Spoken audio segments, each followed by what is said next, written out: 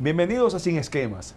En la entrega de hoy tendremos el gratísimo placer de conversar con Víctor Medina, quien es pastor de la Iglesia Congregación Bíblica de Fe, con quien vamos a hablar de temas muy interesantes y particularmente para mí de mucha trascendencia, principalmente en los tiempos que estamos viviendo en la actualidad, donde lamentablemente hay que decir, parece como que hemos dejado un poquito de lado la esencia de lo que debe ser la formación de cada uno de nosotros, que entendemos que es la formación en valores, la formación en entender, en el caso particularmente, valores cristianos. Y vamos a conversar con Víctor Medina, quien sabemos que es un joven que ha venido hablando de manera muy responsable sobre este tema que, repito, hoy en día estamos enfrentando a todos los niveles en nuestro país. Gracias, Víctor, por aceptar nuestra invitación y bienvenido a Sin Esquemas. No, el placer es mío, Alberto, y te felicito públicamente por el arrojo. Hoy en día hablar de estos temas es complejo, es polarizante, y solo las personas de grandes causas asumen compromisos con su sociedad. O sea que gracias, para mí es un placer estar aquí. Yo parezco el viejo y tú pareces el joven, entonces estamos bien balanceados aquí. Yo creo que tú ya, fuera del pastor, también eres un buen mercadólogo. Esa es mi profesión de base. Ah, pero qué bien. Bueno, pero en cierta forma, para tú poder lograr, independientemente, aparte de lo principal, que es tu fe y tu creencia en lo que tú lo que crees y lo que yo también creo, también saber cómo comunicarlo, y lo hace muy bien. Muchas gracias. Pues bien, vamos, Víctor, vamos a entrar en materia. Sabemos, oye, que en la actualidad, no solamente en nuestro país, en nuestro país se está poniendo en boga en los últimos años, pero ha venido un movimiento fuerte, una corriente fuerte, principalmente traída de otros países, tratando de que se inculquen otros tipos de valores, otros tipos, vamos a decir así, de razonamientos que se puedan ver como que son lo que se necesitan y lo que verdaderamente están correctos en cuanto a la familia, en cuanto al hogar, en cuanto a la educación de nuestros niños y nuestras niñas, en sentido general. ¿Qué tú nos podrías decir en la actualidad, Víctor, de cuál es el principal, desde tu punto de vista, problema para que estemos viviendo esa situación que vivimos hoy en día? Bueno, hay una composición mundial muy clara frente a la idea de un cambio de esquemas. Este programa se llama Sin Esquemas, y hay toda una agenda, y esto parecería reaccionario, amarillista o una teoría de conspiración, lo cual no lo es. Si tú te vas un poquito atrás en la historia, la década de los 80, sale un libro que se llamó After the Ball, que fue y ha sido el instrumento que declaraba algún tipo de agenda propagandística del movimiento homosexual. Y aclaro, una cosa son las predilecciones suyas como individuo, que eso no debe ser discriminado y debe ser respetado, pero otra muy diferente es tratar de cambiar algo que es malo y usted decir que es bueno y querer imponerlo. O sea, por ahí empezamos. Y puedes irte un poquito atrás con el inicio de la época de la posmodernidad, por lo menos así algunos sociólogos lo determinan, probablemente años 60, movimiento de revolución sexual, hagamos el amor, no la guerra, peace and love, este tipo de cosas. Algunos lo fechan con la caída del muro de Berlín, pero bueno. Luego de ese libro, que fue el kick-off del movimiento gay, por así decirlo, tú tienes, y del activismo como tal, es importante, el gay siempre ha existido como tema sexual, pero como activista, como agenda, parte de los 80, formalmente. Agenda organizada, financiada y en cierta forma estimulada. Ahí viene el tema de los esteroides financieros, se van a ir consiguiendo en el tiempo. Fíjate que solo en 14 años, ya en la época, bueno, en la conferencia del año 1994, en el Cairo de la Organización de las Naciones Unidas, ahí hay todo un tema sobre el control natal poblacional, y entonces vamos a hablar sobre los derechos reproductivos de la mujer. Parecerían dos cosas diferentes o dos cosas divorciadas, pero una tú vas a ver que hoy en día caminan totalmente de la mano, que es esta agenda LGBTIQ+, ya va a ser el abecedario completo, y la agenda pro aborto y la ideología de género. Andan totalmente de la mano. Debes colocar ahí el tema de la pedofilia también, Claro. que vamos a hablar un poquito más sobre eso adelante. Entonces, tú tienes la conferencia del Cairo, tienes en Beijing en el año 1995 la conferencia de la mujer, tienes en el 2000 la declaración de los derechos, de los objetivos del milenio, que queda claramente establecido ahí. Tienes en el año 2010 el informe Rialtor de las Naciones Unidas, donde ellos indican de forma dictatorial y totalitaria que las educaciones deben ir regidas de acuerdo a la ideología de diferentes géneros y que debe ser incluyente. Y esta palabra está muy de moda hoy en día y es muy confusa. ¿A qué tú le llamas inclusión? Se usa el término inclusión para, entiendo particularmente, para maquillar un poco la palabra imposición.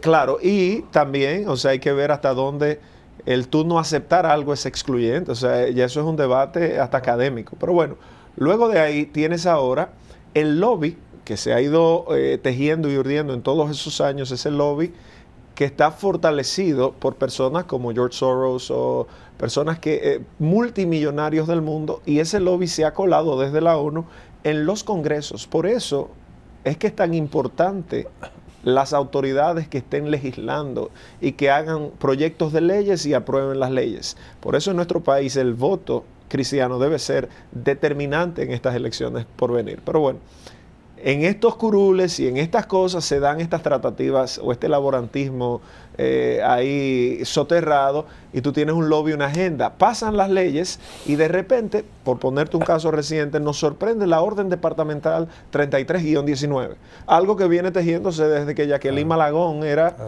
secretaria, ministra, ¿verdad? No, secretaria entonces. En aquel entonces, y se viene tejiendo con temas de unidades de género, y tú tienes ahora que el Ministerio de la Mujer crea un acuerdo con el Ministerio Administrativo de la Presidencia, creo que el MAP es que se llama. Sí, el MAP. Y lo que utilizan es formar o formular y crear unidades de género en cada estancia del Estado, cada ministerio, cada lugar donde el Estado tenga injerencia. Entonces tú dices, bueno, ¿cómo es posible que todo esto esté entretejido? Y al final del día, esto es un tema ideológico. Yo tuve la oportunidad de participar de múltiples debates en este tiempo, y tú dices, bueno, pero ¿qué es una ideología? Su nombre lo dice, es el conjunto o el derivado de una suma de ideas. Entonces, ¿cómo yo te puedo decir a ti que yo debo aceptar que Juan y Antonio es una nueva modalidad de vida? ¿Por qué yo debo aceptar eso? Porque el mundo va hacia allá. Fíjate que hay una teoría sociológica muy conocida. ¿Tú dirías porque el mundo va hacia allá o porque quiere llevar el mundo hacia allá? Bueno, lo quieren llevar y el mundo se está dejando llevar. O sea, tú percibes claramente que están ganando terrenos y en cierta forma se está haciendo de mucho mayor impacto la opinión de quienes se orientan hacia esa línea en contra de lo que no se orientan hacia totalmente, porque responde al guión del 1980, de la década de los 80, de la publicación del libro, y ahí te iba a citar la teoría de la espiral del silencio en sociología. ¿Qué es lo que esto enseña? Claramente que esa mordaza mediática que le van poniendo y mordaza social a la gente, parecería que si tú estás en contra de eso, tú eres un ridículo, un estúpido y una persona analfabeta del siglo, de la edad de piedra del Paleolítico. Y tú ves que la gente comienza a reprimirse, y como son los que más hablan, parece que son muchos. Te doy un estadístico solo para que refresquemos un poco la mente de la audiencia. En el mundo actualmente no hay más de un 5% de homosexuales, en el mundo completo. Tú estás hablando de 7,000 millones, 7,000 y pico de millones. 7,000 millones, un 5%, 350 millones. Entonces tú dices, bueno, diseminados en toda la geografía mundial. Eso es un dato estadístico que ustedes tienen. ¿Sobre qué base? No, eso salió... ¿Sale ya de manera oficial? Sí, salió publicado justamente ahora en los Estados Unidos en el debate. Me voy a retrotraer a la campaña. Porque entonces aquí sería algo en cierta forma hasta paradójico. ¿Qué es el incluyente? ¿El que es más ajustarse al que es menos? ¿O el que es menos hacer que el que es más ajustarse al que es menos? Definitivamente aquí lo que pasa es que el que es menos... O simplemente que respétame y yo te respeto. Claro, ahora el debate ha trascendido, pero voy un poquito atrás. El tema de la base estadística sale justamente de los informes que la campaña de Trump, a la hora de defender sus argumentos, publica sobre las posturas del Partido Republicano y de la causa de él a la hora de plantear propuestas. Fíjate que en las elecciones Trump-Hillary fue una guerra ideológica, fueron unas elecciones ideológicas, no fueron de posiciones políticas. El extremo liberal y el extremo conservador. ¿Quiénes hacen que Trump gane? El voto de los cristianos, católicos, conservadores. $50 millones le entrega Planned Parenthood a la señora Hillary Clinton para financiar su campaña pro abortismo en contra de el que es pro vida. ¿Y quién gana? Ganó los valores de la mayoría de la sociedad. Eso es plena democracia. Y respectivo a cómo usted lo quiera ver, si usted no es del lado ganador en nuestro caso, es hablar de un absurdo matemático. Porque aquí... Y déjame decirte algo, escúchame, Víctor. Es algo hasta curioso que dos líderes mundiales de extremos en forma de pensar, Vladimir Putin y Donald Trump, coinciden. En esa materia coinciden. Coinciden perfectamente. Bueno, pero yo lo de Vladimir Putin todavía es más radical. Pero y más lógico al respecto, sí. Porque cuando yo te decía, el debate va un poquito más allá de mayorías o minorías, o de respeto e irrespeto, porque yo estoy de acuerdo que usted debe respetar, o sea, yo no soy quien para irrespetar. Que lo dice, en el caso de Putin lo dice claro, yo no tengo ningún problema, yo tengo en mi país atletas que tienen su inclinación, que tienen su preferencia, pero eso es una cosa. Claro. De eso a lo otro son dos cosas diferentes. Y hay que definir qué es lo otro, y eso es lo que estamos viendo en este tiempo. Lo otro es una imposición. Ahí es que yo quiero llegar. Lo otro es una imposición, un cambio en la escala axiológica o en la escala de valores, es un cambio de paradigmas. O sea, hoy en día yo quiero decir que era lo que Putin decía sobre la ballena, porque tú te quieras considerar una ballena, esos son tus problemas. Ahora, que tú quieras imponerle a los demás que eso es lo correcto y esa es la forma de ver la vida, ahí es que tenemos el problema. Entonces, eso otro que tú le llamas así es lo que estamos viendo. Cuando tú ves la orden departamental 33-19, que que es reciente y causa u objeto de mucha crítica. Antes de que tú inicies esa parte, decir algo para que tú lo incluyas. Claro, con gusto.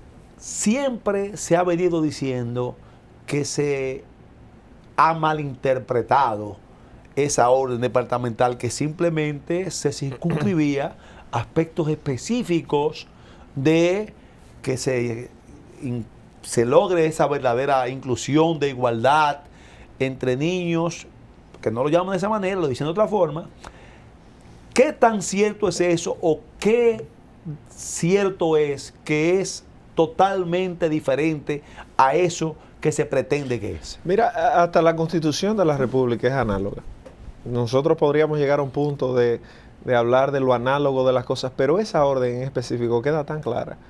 Queda tan clara que el que no conoce los términos, bueno, pues podría considerarla subjetiva. Sin embargo, cuando tú deconstruyes la orden, fíjate que la idea es buscar igualdad, pero ya hay un problema porque tú estás enunciando que la Constitución de la República está equivocada o no contempla en sus artículos. Dice que todos somos iguales. Claro, que todos tenemos los mismos derechos y los mismos deberes. Entonces, que no se aplique así en materia de sexo. A mí ni siquiera me gusta utilizar la palabra género.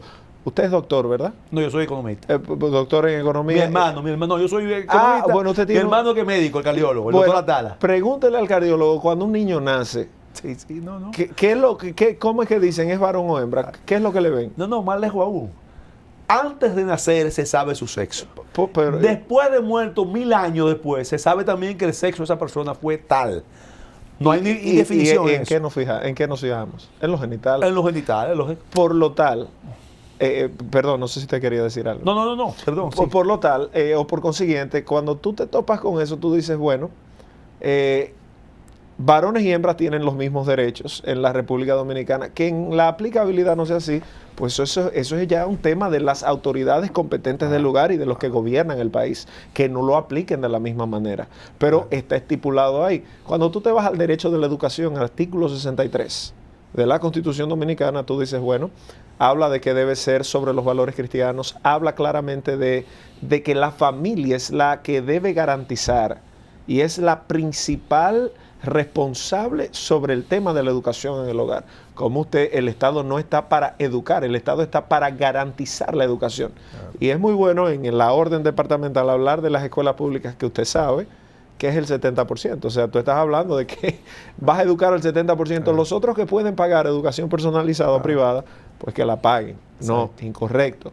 Y cuando tú ves la orden, que me hubiera gustado traerla, no la traje, pero tú lees, bueno, los departamentos que son complementarios a esta orden son la unidad de género de INTEC, la unidad de género de la UAS, el Ministerio de la Mujer. Oh, pues, genial, perfecto. ¿Qué de igualdad tiene eso? ¿Qué de inclusión tiene eso? Tú me estás incluyendo a mí, que soy un sector responsable de la sociedad. Así es. Que de hecho, en el Consejo de Educación hay personas, hay pastores, hay sacerdotes que velan por eso, deben ser incluidos. Es algo ilegal e inconstitucional porque eso violenta la Constitución de la República Dominicana. Y se quiere imponer, fíjate que decía, tiene máximo 60 días para hacer, o sea, ¿cuál es la prisa? Claro. ¿Y por qué tú tienes un equipo de feministas, pro abortistas, pro agenda LGTBI? ¿Por qué tú tienes ese equipo ahí y no tienes otros equipos que estén en contra? Se supone que la democracia debe ser la suma del consenso o el resultado de la suma del consenso. Sí, indiscutiblemente que para nadie es un secreto, como tú señalaste al principio, que se trata de una agenda montada o una agenda elaborada que viene, como señalas, desde el año 1980, ganando terreno, al punto ya de que hoy en día, definitivamente, hasta lo que creemos, no quizás en mi caso, pero en otros casos, hasta lo que creemos, como tú señalas, en la importancia fundamental de la formación familiar como elemento esencial en la formación y que la educación lo que debe prepararte a ti simplemente para educarte, no para formarte en ese sentido. Pero todavía, y yo quiero en esa parte, Víctor, seguimos viendo que esa guerra mediática la siguen ganando quienes de una forma u otra, y parecería como que es una ganancia casual o espontánea, pero estamos hablando de sumas billonarias invertidas en esta agenda. Totalmente. Mira, el gobierno de Canadá, en la persona de su primer ministro, Trudeau, aprobó claramente un financiamiento de cerca de $2,000 millones para este año en materia de género y de homosexualismo. Y esto juega en contra de la sociedad. Fíjate por qué. Ahorita mencioné el tema de la pedofilia y tú te vas a la década de los 70. Una organización que la pueden buscar en la web se llama NAMBLA, N-A-M-B-L-A, Northman American Boy Love Association, ese es el nombre de ellos.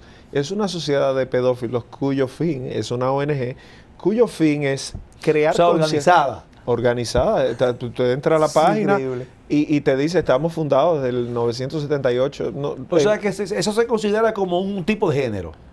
No, y sobre todo, eso es más ideológico. Es más teórico.